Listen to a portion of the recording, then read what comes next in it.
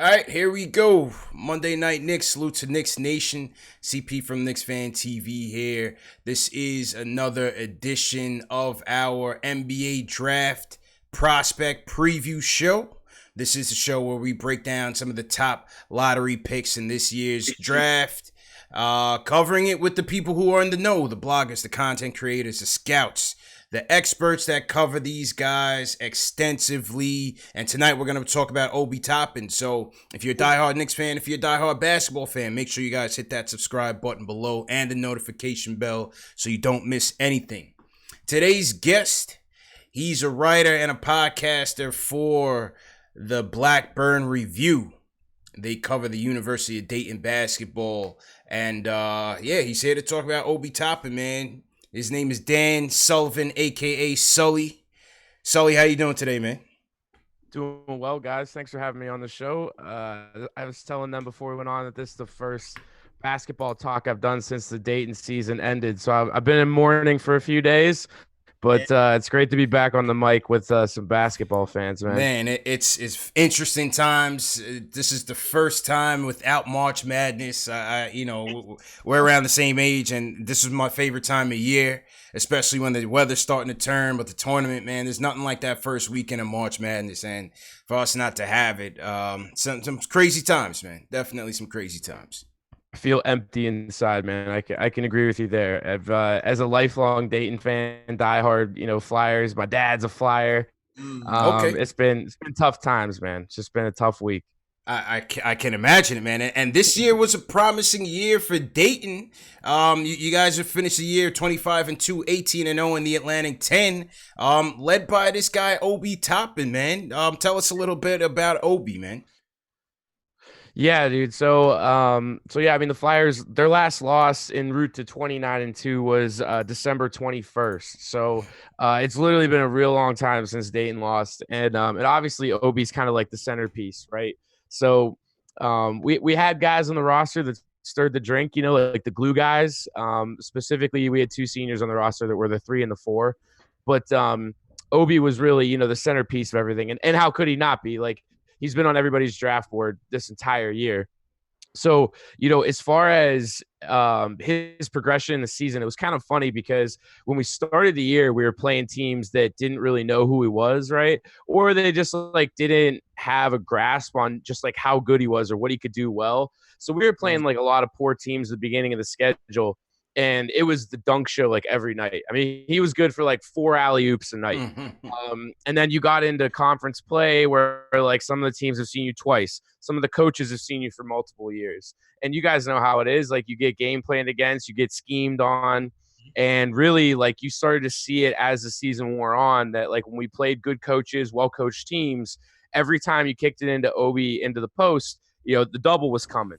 And the one thing I can share with people that, are going to see him at the next level is that Obi's one of the most unselfish players that I've ever seen that's had the limelight on him, So when I say that he gets the ball in the post and then he gets a double team, a lot lesser men would try to do too much, or they try to go right at you and force the ball up to the rack. But Obi is one of those dudes where he looks for the right play instead of looking for the 2-point bucket or something that's obvious. He always finds the right pass. And for a guy of his size that plays the post, he's a phenomenal passer, man. I think that's what's going to suit him well moving up to the next level in the NBA is how good of a passer he is. 63% from the field, 40% from downtown. A lot of people like to point to his highlight dunks, which is great, but how about his shooting ability? How did you like that watching him through his sophomore year? Yeah, well, that's the thing. We started to say early on in the year that, if you described Obi's game in one phrase, it's easy buckets. And you started to see that a lot against A10 competition because, I mean, you guys know how it is in the Atlantic 10. We're not as good as the Big Ten or the ACC. They're just a step below. I mean, they're not quite a mid-major conference. They're a little bit above that.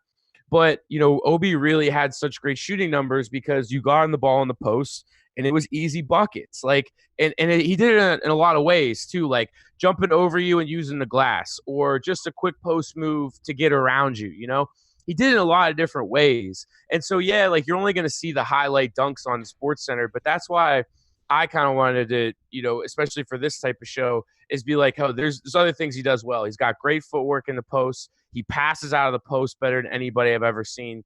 And those numbers that you're rattling off is just a testament to him being in the right position. Number one, and number two, he always knows where the rim is. And I think in the college game, you get a lot of guys in the post that they back their man down, and then they turn around, they don't have any awareness of like where they are in relation to the hoop, and that's how you see all those things. They rim out or whatever. But I always felt like Obi just had such great awareness of where he was in the post and where he wanted to be, right? Because that's the other thing is like, how can you get to your spots? You don't even have to be a guard to be one of those guys that needs to get to your spot.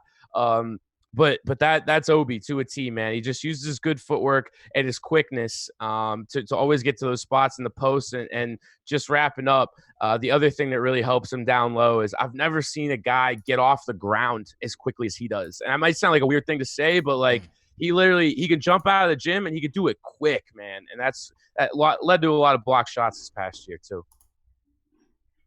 Now you mentioned block shots. I mean, how would you rate his overall defensive ability? I mean, that's something based on my limited research that some of the critics kind of knock him on is his defense. How would you rate it?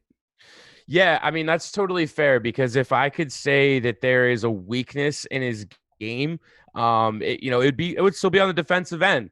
And he went against the perfect example is Udoka Azubuike at Kansas. So we went up against Kansas in the Maui Invitational, and Obi, he got taken to church like all night long. I think Azubuike finished with 29 that day or 31. So luckily for him, he's not going to have to play that kind of defense in the NBA. Like I don't foresee Obi getting drafted and then someone being like, okay, like go up against Mo Bamba tonight. You know what I mean? Like he's not going to have to play that role defensively when he goes into the league. So I'm not as worried about it, but I'm obviously not the first guy to talk about like the transition to the NBA. So I will say that like defense is definitely a weakness in his game right now. And I think he just has to fill out a little bit more. And the other thing is rebounding. Like he's never been a strong rebounder. He's not tenacious on the glass. He's not great as far as rebounding and positioning. But, I think that he's going to learn that curve as it goes along because something that your viewers, listeners might not know is that Dayton kind of ran a system where like we didn't go after rebounds too hard. Like we usually were like, let's get back and play defense or let's kick it out and get on the fast break as quickly as we can. So we really just didn't put a focus or an emphasis on rebounding. And so I don't think, number one, I don't think Obi is like an elite rebounder, but number two, he was never taught how to be. So I'm still optimistic that he can figure that part of his game out. But, to come full circle for you, how would I rate it? I don't know if I would necessarily like assign a number like 0 and 100, but I will say that it's definitely the weakest part of his game to this point is defensively in the post. Yeah, Jails. Yeah, so I was gonna ask more about, I guess, the more detail. So is it just defensively in the post, or is it pick and roll because maybe he's a little slower, or like closeouts? Is he good at closing out on shooters? Do you know, like, I guess what holds or is this overall? Like, can you be more specific about what's bad about his defense? Yeah, I just think in the post, like he got bullied a lot in the post. There was this freshman for UMass who was pretty good. His name's Trey Mitchell, and he absolutely exposed Obi like down low in the post. So what I meant specifically was like, he's like a big guy. He's like 6'10", maybe like 260. I'm talking about like, big man. And he struggled against those types of dudes in the post. That was just kind of how it was for him. And so as far as like the perimeter, like you said, pick and pops, like high ball screens, he didn't really struggle with too much of that kind of stuff because he's quick. Like when you saw him get out on the fast break, like there's not a lot of guys that move like him that are 6'9". So he kind of moves like a much smaller athlete, but that in turn kind of leads to him having a little bit weaker post defense. And man, like in the college game, he hasn't really had to play that perimeter defense too much. Like it's stay at home, stay on the block, wait for the man to come to you down low. So that's kind of that stuff where I'll give him a little bit of leniency because it's like I'm not sure how great his perimeter defense is because Dayton had, 4 or 5 guys that were under 6'6", and Obi didn't really have to play that role. Okay, so I mean, he could probably don't skip leg day and get better. Yeah, exactly. Yeah, I mean, listen, it's certainly don't skip leg day, and that's what it is. Yeah. And listen, it's going to be a challenge for him at the next level. I mean, if he's getting bullied by, freshman big men, it's only going to get harder, JLs. I mean, yes, he got a lot of stretch fours in the league, but there's a lot of size in there too. I think one thing that's going for him is he's gotten a lot bigger since his high school days, man. He went from 6'2" to 6'9", JLs. Put on 7 inches. Wasn't highly recruited at all from any D1 school coming out of high school in Ossining. Goes to the prep school, Mount Zion, and that's where he starts to get noticed by, I think, Georgetown was after him. Georgia ends up settling for Dayton. Or, well, not settling, but ends up going to Dayton. And, yeah, man, had a great season for him. Yeah, that's how it was, man. Like, for Dayton, we don't usually get these types of players, to be honest with you. And I mean, it speaks to just like why I'm on the show. Like, I've never done an NBA show where we had like a draft prospect in the top 10 or even in the first round. I mean, the last time, like, we had a player that got drafted last year or 2 years ago, but it was, if you guys remember, it was Giannis's little brother, Kostas. But he literally got drafted because of his last name. He didn't get drafted because of his like basketball abilities. Yeah. So that one like was funny because it kind of had an asterisk next to it where it was like, okay, like we get why this guy's getting drafted. But before that, I believe the last guy to be drafted before that was in 1990, which is the year I was born. So like, this just doesn't happen for us, man, and that story told of like how he came out of high school. Like, that was how we got him. He was a 0-star recruit, and Anthony Grant, apparently he just got a call, from a local like prep school coach and was like, yo, check this dude out. And, thank God he saw the long-term potential and what Obi could do, because that's how he got on campus. And, the other thing that I always say, and I don't know how much this feeds into NBA draft prospecting now or like the draft board or whatever, because I know it's like a big sticking point in the NFL these days for whatever reason. But Obi is just like a good dude from a good family. You know what I mean? Like, his mom is just like the most wholesome lady that like just reps her boys, and she's always there. And like I said, I don't know, like, if guys like scouts look at that now to be like, where'd he come from? Yeah, they definitely do. Yeah, character plays a lot, into deciding where you're gonna pick a guy for sure. Sure does. Yeah, and that was the thing. Like, this year, I think that Dayton was so good because of who Obi is, like, as a guy. Like, he never wanted to share the spotlight. He was always like, when you heard interviews from him, they're like, oh, my teammates put me in a position to make plays, so I just make them, Yeah. And so he was always, giving that credit back to the team and saying like, this is a team effort. It's not all about me. And, I always I'm from Pittsburgh, so I know it's not like popular with the New York people, but the reason I brought it up was that I heard like a while back from Ike Taylor, these guys that they won a Super Bowl in Pittsburgh, Steelers, and like we had the Steelers, like we won we had some of the best defenses of that time with like Troy Polamalu and whatnot. So I brought all this up because those defenses, those guys said that they were so good because Troy Polamalu like never wanted the spotlight, and he was like a very down to earth, like not showing off type of guy. And so he set the tone because they were like, well, if this guy's the best player that we have and he's not showing off, like, I got to work harder. Like, I can't show off. And so you see where I'm going. Like, Obi was that guy for Dayton, where I think people were like, okay, well, Obi's the best player we got. So if he's not showing off and like going big time, showtime every night, then like we got to keep grinding because we're beneath him. We're feeding that wolf. So I think that's something that's going to help his draft stock a lot, because not only are they going to want Obi the player, but they're going to want Obi the person, because he's going to go into a locker room. He's going to light it up with a smile. He's going to be one of those dudes you want to be around. And that certainly goes a long way when it comes to the draft. And he was currently voted today as a CBS National Player of the Year. So more of those accolades should be coming as the votes get tallied up. Did you think this potential tournament run could have propelled his draft stock a little bit, or do you think it's kind of he is what he is at this point? Nah, I don't think like I think the foundation's been laid as far as like, if let's say hypothetically everything went along as it was planned, we just got done from conference tournament week. Dayton's like, headed to Cleveland for a game on Friday.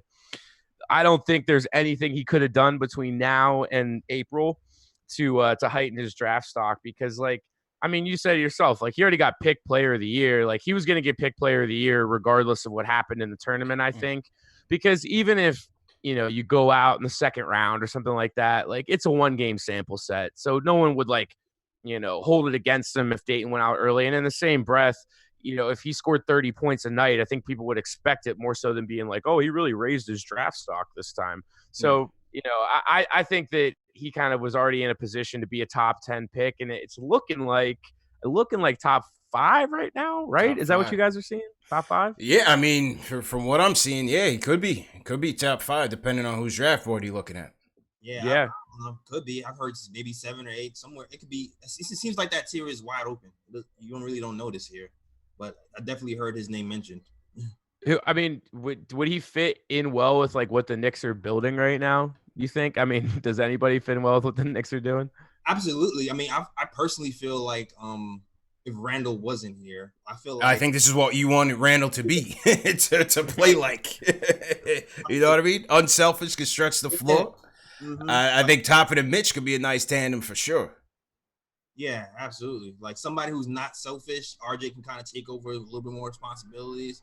Maybe get a point guard in the later rounds from the Clippers pick. Who knows? But I feel like if Randall wasn't here, I think he would be a nice piece to RJ. It certainly makes more sense to me. A guy who can shoot threes, post a little bit, and a good passer, play positionless basketball. It just makes more sense to me.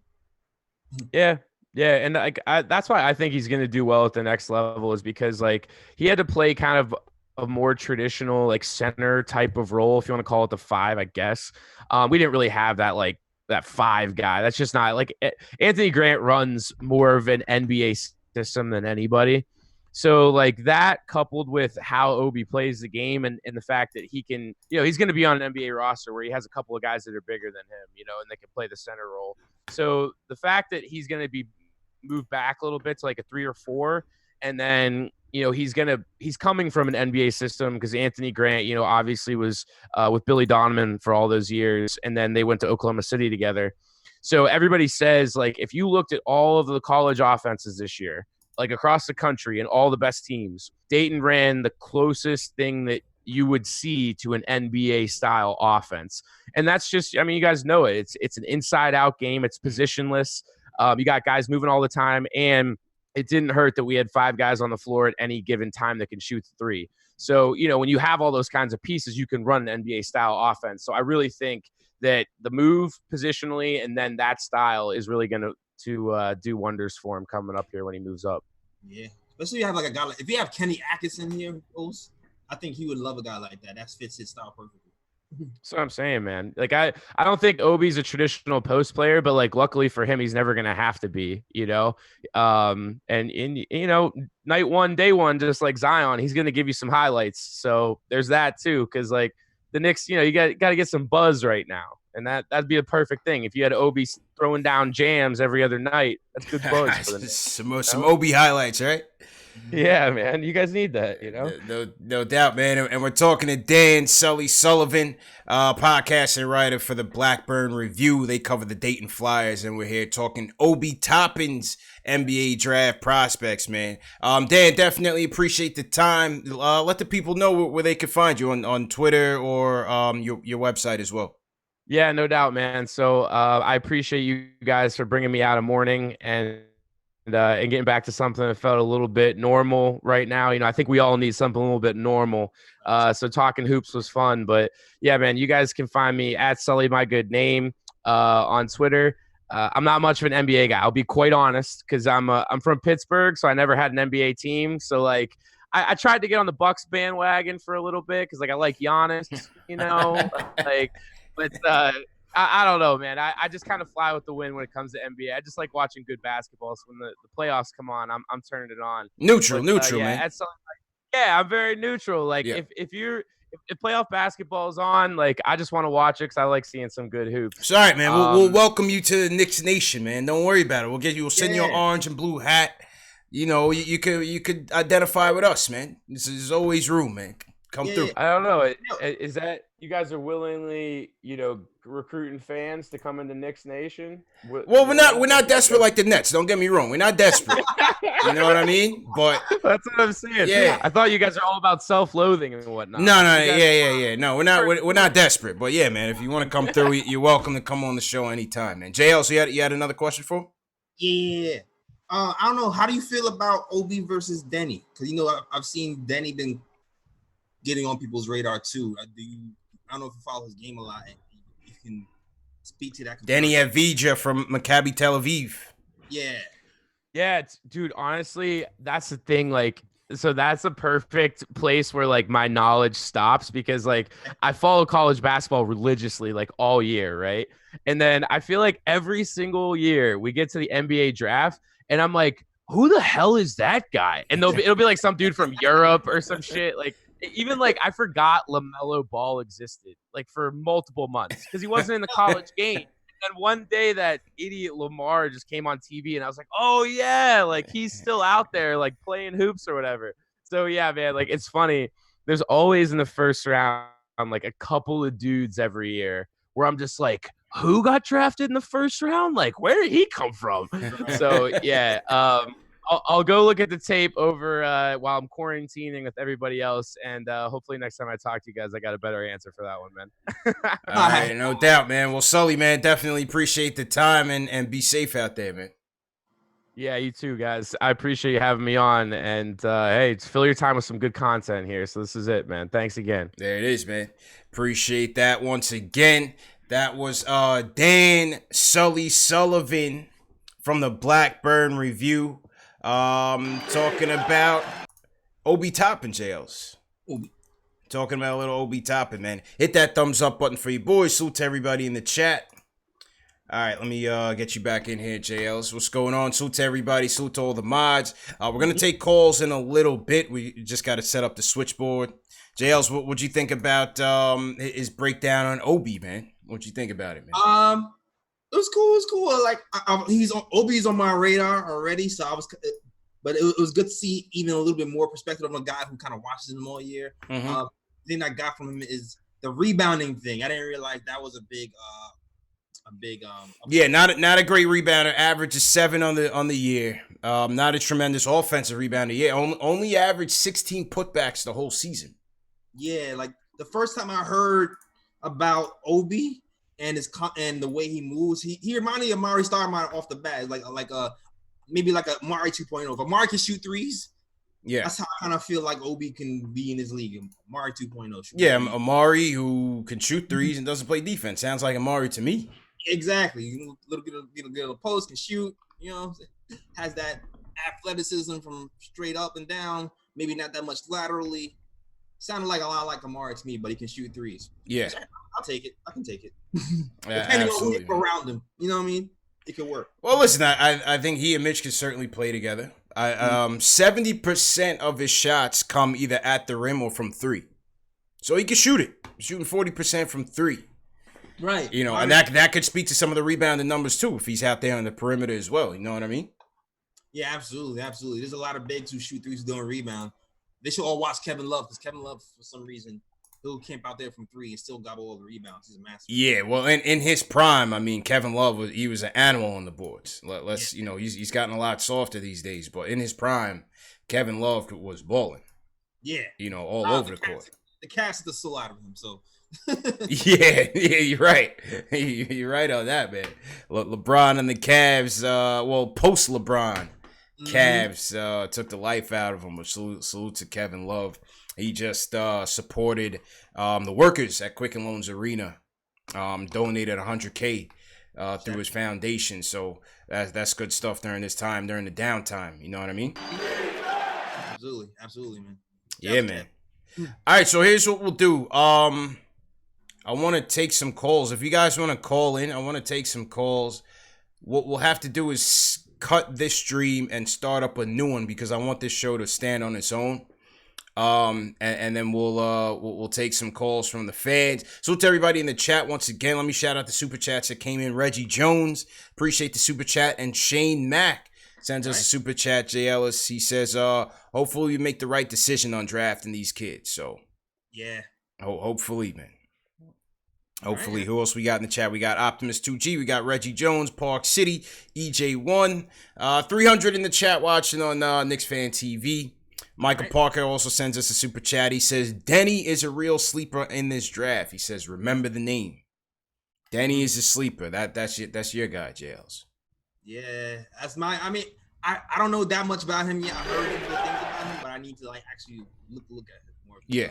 He's a good wing. He plays with Stat. While we talking about Stat, he plays with Stat on the Maccabi Tel Aviv team. They also have Dylan Brooks' teammate from University of Oregon. I forgot his name, but they got a little squad, man.